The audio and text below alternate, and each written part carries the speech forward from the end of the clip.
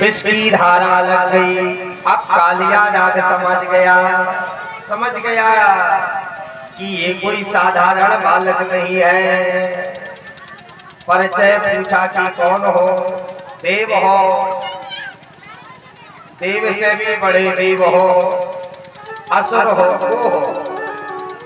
इस प्रकार कालिया नाग ने पूछा तो भगवान ने कहा कि मैं तो सब जगह रहता हूँ। बोले संसार में और जगत में ऐसा कोई स्थान नहीं कि जहाँ पर मेरा निवास ना हो। अब समझ गया कि साक्षात श्री हरि नारायण मुझसे युद्ध करने के लिए आए हैं, मुझे पराजित भी कर दिया है। नाग पत्नियों सहित कालिया नाग ने भगवान की स्तुति की। भगवान ने स्तुति को स्वीकार किया।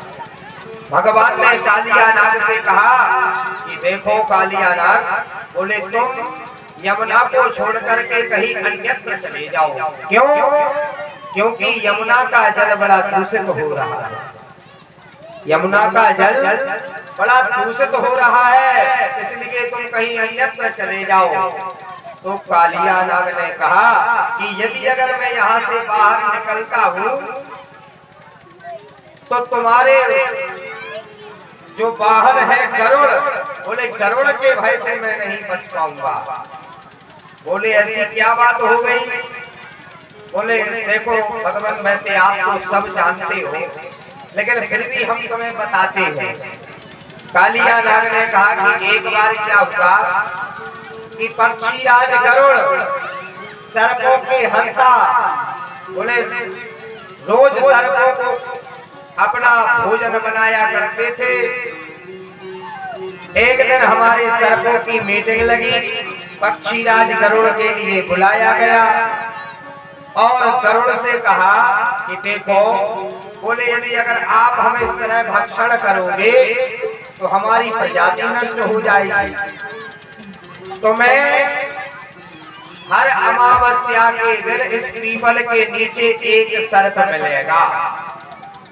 बोले महीने में एक बार अमावस्या आती है और अमावस्या के दिन तुम्हें एक सर्प इस पीपल के नीचे मिलेगा, उसका तुम भक्षण करके चले जाना। भैया उस मीटिंग में पक्षी राज गरुड़ के लिए सर्पों की यह बात अच्छी लगी और स्वीकार कर लिया। अब ऐसा क्रमशः कई वर्षों तक चलता रहा, परंतु एक दिन क्या हुआ, अब कालिया नाग की बारी आई। नागों ने कालिया नाग से कहा कि जाओ अब तुम्हारी बारी है। तो कालिया नाग ने क्या काम किया कि एक मरा हुआ बूढ़ा सर्प मार करके और पीपल के वृक्ष के नीचे डाल दिया और स्वयं अपनी पत्नियों के सहित और यमुना जल के अंदर छिप गया। यमुना जल के अंदर छिप गया। छिप जाने के बाद अब गरुड़ वहां पर आ नहीं सकते यमुना के किनारे। क्यों? क्योंकि गरुड़ के लिए सौभरी ऋषि का श्राप है। पक्षी राज गरुड़ यमुना के किनारे मछलियों को पकड़ करके अपना भोजन बनाया करते थे, भक्षण करते थे। सौभरी ऋषि ने देखा, सौभरी ऋषि ने पक्षी राज गरुड़ के लिए श्राप दे दिया कि आज से तुम यमुना के पास में नहीं आओगे तो तुम समूल नष्ट हो जाओगे। ऐसा सौभरी ऋषि ने पक्षी राज गरुड़ के लिए श्राप दिया। परंतु भगवान ने अब कालिया नाग से कहा कि देखो, अब तुम्हारे सिर के ऊपर मेरा चरण चिन्ह है, इसलिए अब तुम्हारा कोई कुछ बिगाड़ नहीं सकता। तुम निर्भयता से रमण द्वीप में अपने द्वीप के लिए चले जाओ, अपने नागलोक को चले जाओ। अब तो भगवान को अपने सिर पर धारण करके ठाकुर जी को और यमुना जल से बाहर आए और भगवान जैसे यमुना जल से बाहर निकले सो भगवान उसके सिर पर नाचने लगे। तांडव गति मुंडन पर नाचत गिरधारी। गिरधारी तांडव गति से उसके सिर पर नाच रहे हैं। अब तो मैया यशोदा ने अपने लल्ला को जब नाचते हुए देखा तो थोड़ी बहुत धीरज आ गया। बोले मेरा लल्ला सुरक्षित है। कालिया नाग भगवान की स्तुति करके और अपने देव के लिए चला गया। और यहाँ पर मैया यशोदा ने कन्हैया के लिए अपने हृदय से लगाया। रोने लगी मैया यशोदा, अरे कन्हैया तू कहाँ गया था? वास्तव में एक बहुत बड़ी बात है, इन लीलाओं का वास्तविक रहस्य क्या है, इन कथाओं का वास्तविक रहस्य क्या है? बोले महाराज जी ने तो बहुत कथाएं सुनाई, बोले 7 दिन में, परंतु 7 दिन में हमें एक भी कथा यदि अगर हमारे हृदय में विराजमान हो जाए तो वो कथा सफल है, अन्यथा सुना घर गए बस वही काम है। वास्तविक इस कथा का रहस्य क्या है, इसका तत्व क्या है, इन कथाओं का रहस्य क्या है कि जीवन भी हमारा इसी तरह है। भगवान का जन्म कारागृह में हुआ है। भगवान ने दुर्योधन से कहा था कि दुर्योधन, बोले तू मुझे मूर्ख समझता है, क्या तू मुझे श्रृंखलाओं में बांध सकता है? दुर्योधन से कहा भगवान ने, क्या तू मुझे जंजीरों में बांध सकता है? जब भगवान शांति दूत बन करके गए तो भगवान ने क्या कहा कि जब जन्म लेते ही कंस की कारागृह मुझे नहीं बांध सकी। कंस के बड़े बड़े पहलवान, बड़े बड़े असुर मुझे रोक नहीं सके। मुझे एक से एक बड़े बड़े प्रतापी राजा, जिनके पास में कई अक्षौणी सेना थी, बोले ऐसे राजा मेरा सामना नहीं कर पाए। बोले जो स्वयं ब्रह्मा का अहंकार भी मेरे सामने नहीं टिक सकता, स्वयं शंकर का अभिमान मेरे सामने नहीं टिक सकता। तो बोले दुर्योधन, क्या तुम मुझे इन श्रृंखलाओं में बांधोगे, इन जंजीरों में मुझे बांधोगे? बोले जब जिसको कारागृह में नहीं बांध सके तो बोले यहाँ पर बांधने का तुम प्रयास करते हो, प्रयास असफल हो गया। इसी प्रकार हमारा जीवन है कि जब हमारा जन्म होता है, वो जन्म लेते ही माया का जाल हमारे ऊपर आ जाता है। बस 5-6 वर्ष के हुए, पढ़ने लिखने के लिए चले गए, 20-25 वर्ष तक खूब पढ़े लिखे, खेले खाए, इसके बाद में शादी हो गई। शादी के विवाह में अब अपने पुत्रों के विषय में विचार करने लगे, संतान हो गई, पुत्री पुत्र, फिर वो बड़े हुए, उनके पढ़ाई लिखाई में लग गए, उनका भी विवाह किया। तो जुवन का समय आया तो परम धाम के लिए चले गए। इसलिए इस जीवन में हमें गृहस्थ धर्म मिला है। गृहस्थ धर्म में से हमें कुछ समय भगवान के लिए निकालना चाहिए, कुछ क्षण। क्या कहते हैं कि एक घड़ी आधी घड़ी ओ आदौ में पुण्यात, ओ तुलसी चर्चा नाम की हरहि कोट अपराध। एक घड़ी आधी घड़ी आदौ में पुण्यात, और तुलसी चर्चा राम की हरहि कोट अपराध। बोले 2 घंटे का समय नहीं भगवान को दे सकते, 1 घंटे का, 1 घंटे का नहीं, आधा घंटे का। बोले आधा घंटा नहीं दे सको तो 5 मिनट, 5 मिनट भी नहीं दे सकते तो 24 घंटे में एक मिनट तो हम भगवान को दे सकते हैं। भगवान कहते हैं कि यदि अगर तुम मुझे एक मिनट भी दोगे तो वो भी मेरे लिए काफी है। लेकिन वो एक मिनट कैसा, ऐसा नहीं कि 2 रुपया की अगरबत्ती लाई हो जलाई हो और चेता का खुर्स के मूर्धर का नहीं, एक मिनट को केवल भाव से, बस एक मिनट, एक घड़ी आधी घड़ी आदो में पुण्यात और तुलसी चर्चा राम की हरे कोट अपना। बस केवल एक मिनट भगवान को दे दो, समझ लो कि हमारा सारा काम बन गया। चाहे शाम हो, चाहे सुबह हो, चाहे मध्याह्न काल हो, चाहे रात्रि के 8 बजे हो, चाहे रात्रि के 9 बजे हो, बस एक मिनट भगवान को दो, इससे आगे मत दो। क्योंकि हम गृहस्थी है, हम भगवान के लिए ज्यादा समय नहीं दे सकते हैं, क्योंकि घर के काम भी है, क्योंकि भगवान ने ही तो हमें काम के लिए बनाया, कर्म के लिए बनाया कि जा तू कर्म कर, अच्छा कर्म कर, अच्छा कर्म करेगा तुझे देख करके 10 लोग और अच्छा कर्म करेंगे। वो 10 लोग यदि अगर अच्छा कर्म करेंगे तो उन 10 लोगों को देख करके 10 लोग और भी अच्छा कर्म करेंगे। कर्म की परिभाषा ये है,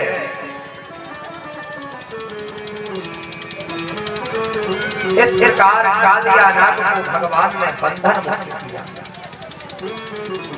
आगे सुखदेव जी महाराज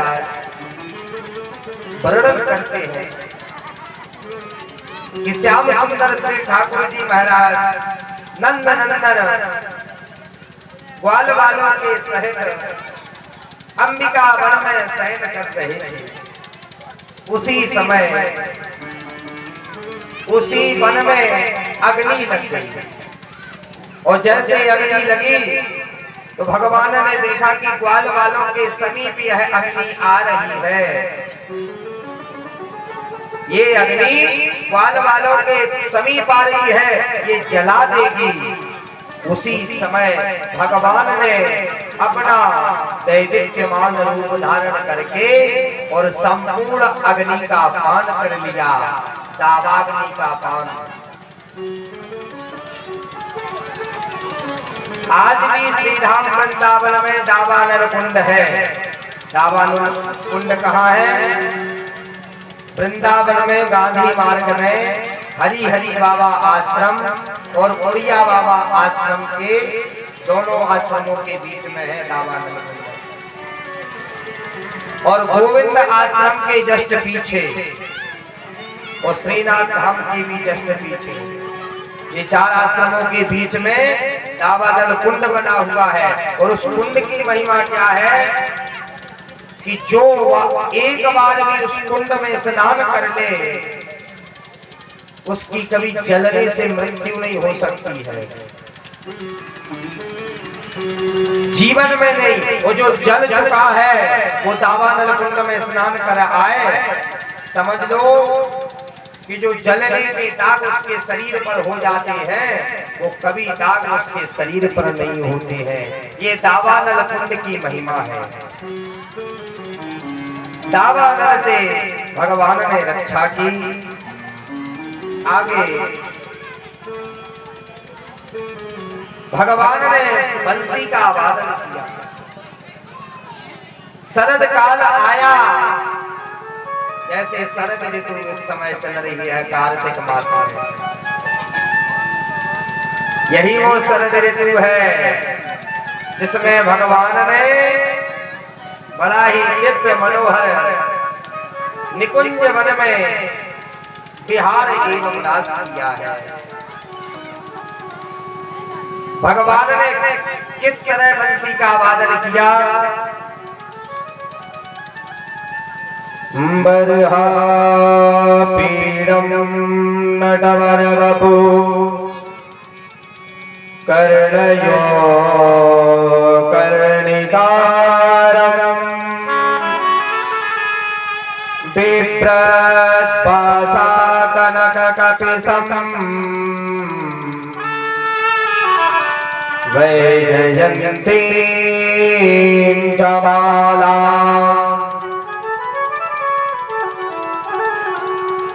रंगंधान मेरो अलर सुदया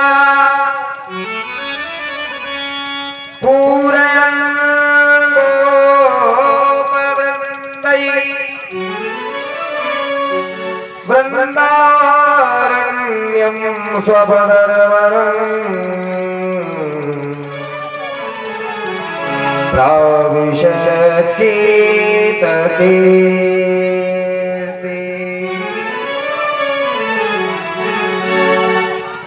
कार्तिक मास चल रहा है, एक भजन हो जाए बढ़िया कार्तिक मास जिनके हम दासी हर श्री राधे हर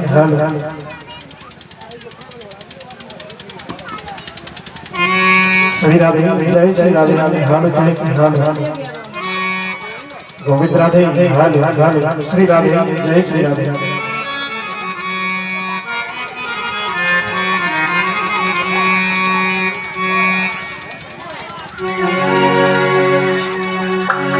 आइए इस कार्तिक की, क्योंकि बड़ी ही खुशी की बात है कि अभी कार्तिक का महीना भी चल रहा है।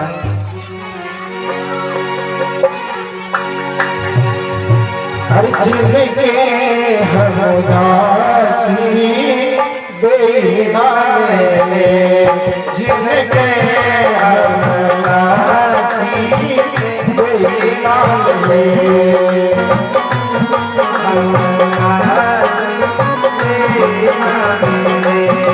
जिनके हम दासी बेना ले, जिनके हम दासी बेना ले।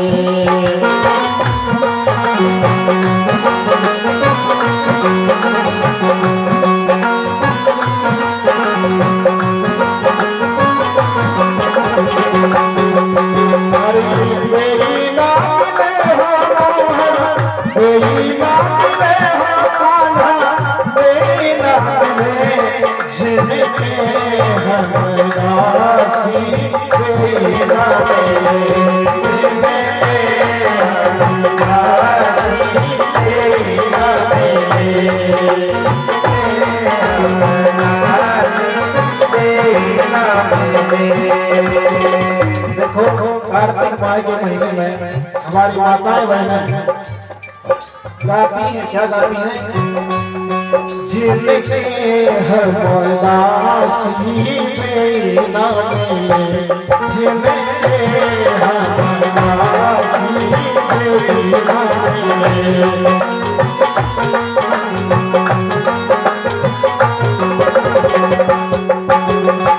और देखो एक घटना बताया आपके नाम में, कछु माताएं बहनें गाय के नाम में पास किया, आप समझ गए हो, सकलन के नाम रख के नहीं बताओ। जैसे नहावे के लाले सुबह जाती और गाती जाती क्या, जिनके हम दासी बेना ले, जिनके हम दासी बेना ले। लेकिन कछु महीने कछु माता बहन को गाना चेंज हो जाता, कैसे चेंज हो जाता? जिनको कोई में उपासी बेना ले, जिनको कोई में उपासी बेना ले। ऐसा उपासी नहीं सकलन के नाम, सही कह रहे हैं गलत बताओ? जिनको कोई में उपासी बेना ले, जिनको कोई में उपासी बेना ले, जिनके हम दासी बेना ले।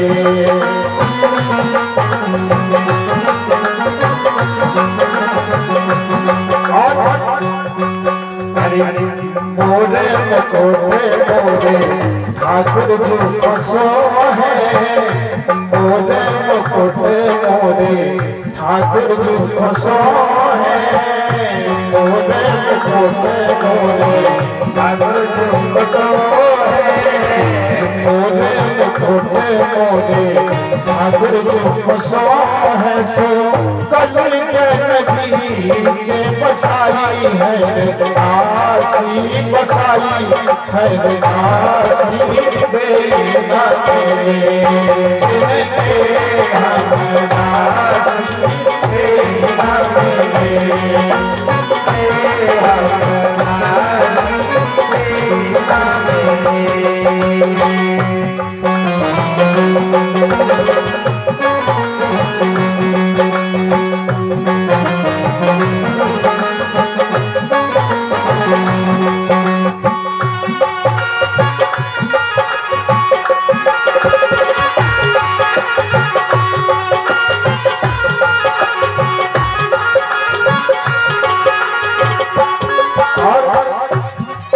अरे कानन कुंडल मोरे ठाकुर जो बसो है कानन कुंडल मोरे ठाकुर जो बसो है कानन कुंडल मोरे ठाकुर जो बसो है सो कानन बीच बसाई हर काशी बसाई हर काशी बेना तेरे जिनके हम काशी बेना तेरे जिनके हम काशी बेना तेरे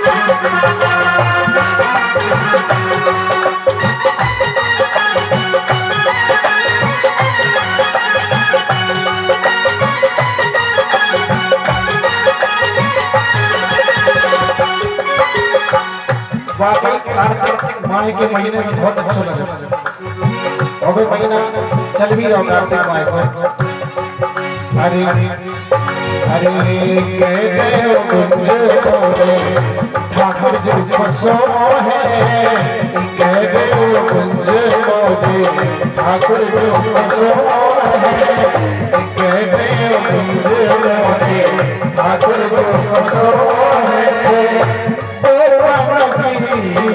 बसाई है काशी बसाई है काशी बेना तेरे जिनके हम काशी बेना तेरे जिनके हम काशी बेना तेरे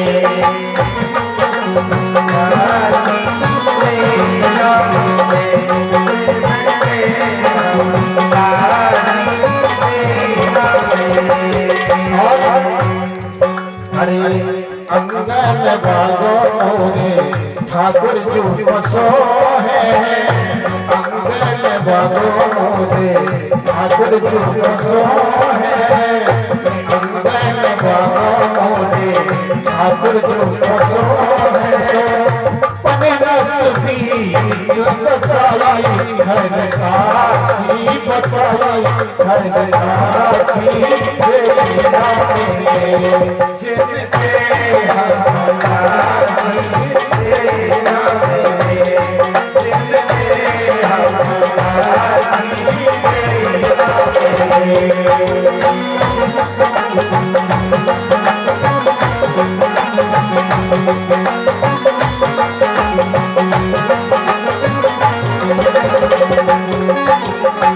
देखो कार्तिक गीत वैसा है ना बहुत बड़ा अगर पूरा गाए तो टाइम लगेगा कि समय भी लगेगा इसलिए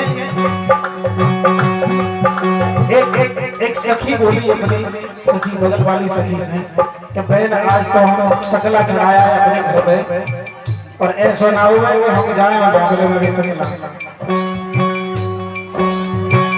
बोली जिनको नहीं मैं वो पासी मेरी नाम है, जिनको नहीं मैं वो पासी मेरी नाम है, जिनको नहीं मैं वो पासी मेरी नाम है।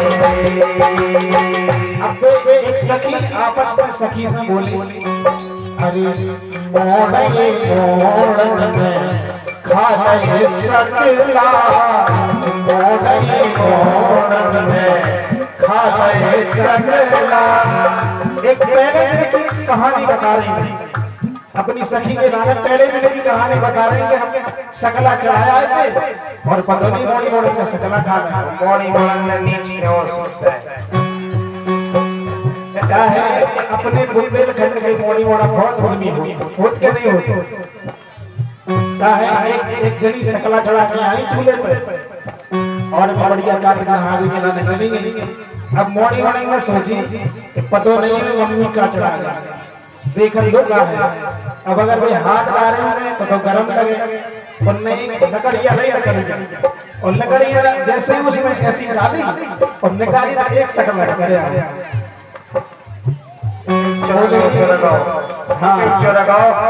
जोन चढ़गाओ बहुत सकला में लकैया उच्ची और बाहर न करे। अरे मोड़े मोड़न खाए सकला, मोड़े मोड़न खाए सकला,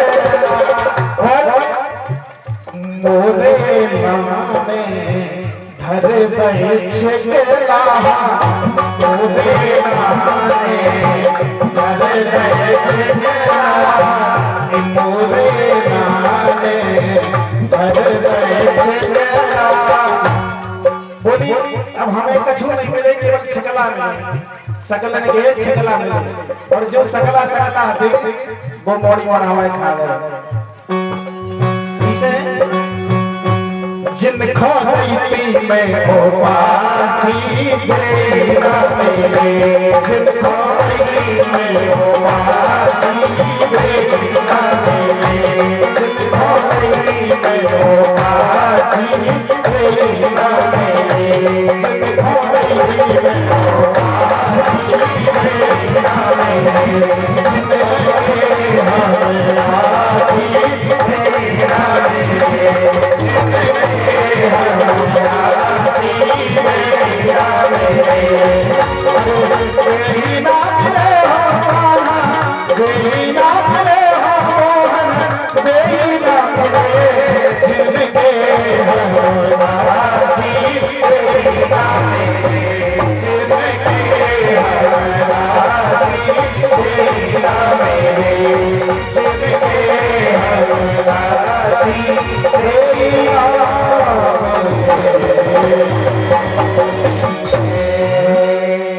कृष्ण कन्हैया लाल की जय हो, राधा योगल बिहारी सरकार की जय हो।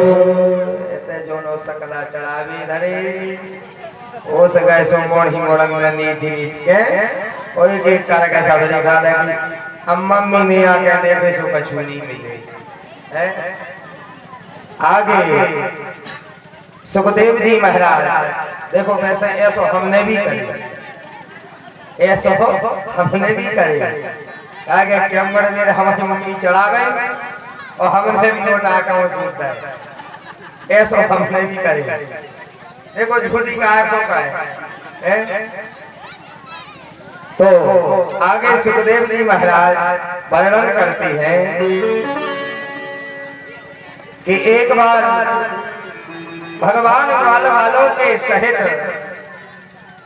वन में विहार कर रहे थे और वन में सारा भोजन समाप्त हो गया। तो भगवान ने कहा कि यहाँ पर कुछ दूरी पर ब्राह्मण यज्ञ कर रहे हैं और उस यज्ञ में जाना और ब्राह्मणों से याचना करना। ब्राह्मण तुम्हें कुछ ब्राह्मणों के समीप पहुंचे, यज्ञशाला के समीप पहुंचे, यज्ञशाला को प्रणाम किया, ब्राह्मणों से कहा, ब्राह्मण पत्नियों से भी कहा कि हमारा देखो भोजन समाप्त हो गया है, इसलिए हमें कुछ भोजन की आवश्यकता है। अब ब्राह्मणों ने कंस के डर से गोप वालों के लिए भोजन नहीं दिया, वो लौट करके चले आए। कन्हैया के लिए सारा हाल कह सुनाया, कन्हैया ने हाल सुना, सारा हाल सुन करके अब कन्हैया ने कहा कि देखो, बोले अब हम चलते हैं साथ, ग्वाल वालों को लेकर के भगवान और ब्राह्मणों के समीप यज्ञशाला के समीप पहुंचे। वहां पर पहुंच करके भगवान ने एक बार याचना की, उन्होंने कंस के डर से कन्हैया के लिए भोजन नहीं दिए। वो जब भगवान ने अपना साक्षात विराट यज्ञ नारायण रूप दिखाया तो सारे ब्राह्मण और ब्राह्मण पत्नी और यजमान वर्ग हाथ जोड़ करके भगवान की सुंदर वाणी से स्तुति करने लगे। हे भगवान, हे परात्पर पूर्ण ब्रह्म परमात्मा जगदीश्वर अखिल कोटि ब्रह्मांड नायक, बोले हे सर्वेश्वर, हमसे बहुत बड़ा अपराध हो गया है, इसलिए हमें क्षमा करें। भगवान ने जब अपना रूप दिखाया यज्ञ नारायण, और यज्ञ कर ही रहे, अब समझ गए कि ये कोई साधारण ग्वाला नहीं है, ये साक्षात श्री हरि नारायण है। भगवान ने अपनी माया का पर्दा डाला और अपने वही रूप में आ गए। वही 7 वर्ष के, 7 वर्ष को सावरो हसी दौलत।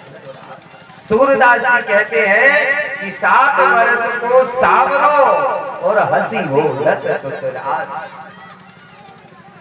जब 7 वर्ष के भगवान जब वो बोलते थे तो सारे ब्रजवासियों के लिए ऐसा आनंद अनुभूति होती थी कि जैसे मानो हमें परमानंद की प्राप्ति होती है।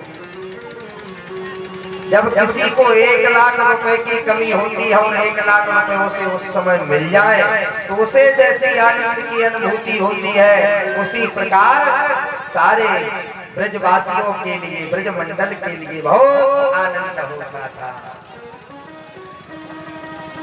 अब तो भगवान के लिए और गोप वालों के लिए सुंदर सा आसन दिया और आसन पर बैठ करके गोप वालों सहित भगवान ने भोजन किए। भगवान ने कहा कि देखो, बोले जब तक संसार में कुछ दिखाओ नहीं चमत्कार, तो बोले होती नहीं नमस्कार। बोले नमस्कार तो तभी है जब चमत्कार होगा, वो चमत्कार ही नहीं है तो नमस्कार किस काम का। बोले तभी नमस्कार होगी। और भगवान भोजन करने के बाद ब्राह्मणों के ऊपर, ब्राह्मण पत्नियों के ऊपर कृपा करके और वहां से अपने ब्रजमंडल की ओर लौट आए। वृंदावन में आए तो वृंदावन में देखा, संपूर्ण ब्रज में देखा कि 56 प्रकार के भोजन पकवान बन रहे हैं। अब तो कन्हैया ने जब देखा इसके घर बढ़िया मालपुआ बन रही है, रबड़ी बन रही है, रसगुल्ला बन रही है, वे किसी के घर में दही पकौड़े बन रहे हैं। आहा, जब गली गली में देखा कि घर घर में देखो नाना प्रकार के 56 प्रकार के पकवान बन रहे हैं, तो पकवान बनते समय अपने बाबा के पास में पहुंचे। बाबा, गांव में वहां पर लोग बागों के सहित ब्रजवासियों के सहित बैठे हुए थे, तो वहां पर जाकर के भगवान ने क्या कहा कि बाबा ये बताओ, ये 56 भोग बन रहे, ये किस लिए बन रहे हैं? तो नंद बाबा आदि ब्रजवासियों ने कहा, अरे कन्हैया, तो कोई तुम्हें पता ना है।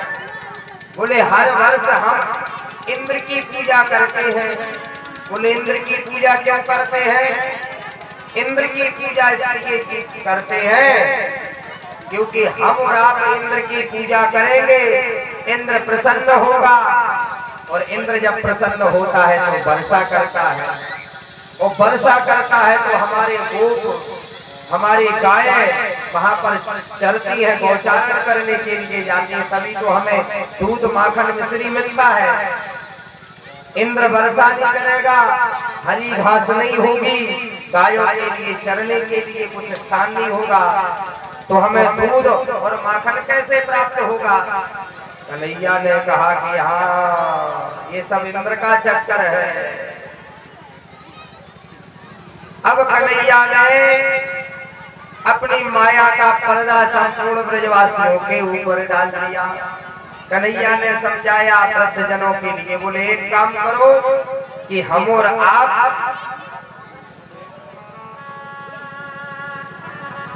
हमारे ब्रजमंडल में गोवर्धन है, कहीं गोवर्धन की पूजा ना कर ले, इंद्र की पूजा ना करके भगवान ने माया का पर्दा डाल दिया। तो सारे ब्रजवासी भगवान की हाँ में हाँ भरने लगे।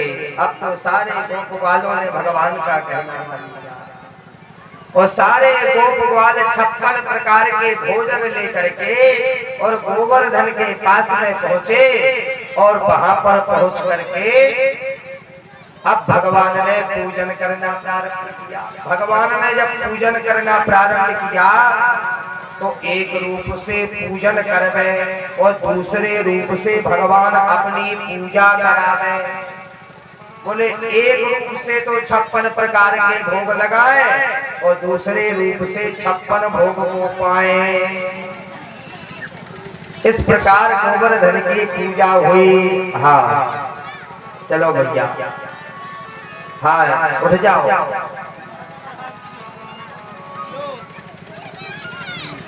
हाँ ये 100 रुपया अंकेश राजपूत, फोटो भी लगी हुई है। हाँ फोटो लगी हुई है, और सजीवर भी बैठे, ऐसी बात का छू नहीं, सजीवर बैठे। तो 100 रुपया अंकेश राजपूत की ओर से भगवान के चरणों में दान अर्पण होता है। भगवान उनके लिए, उनके परिवार के लिए सदा सुखी रखें, खूब मंगलमय हो गए, खूब चकाचक हो गए।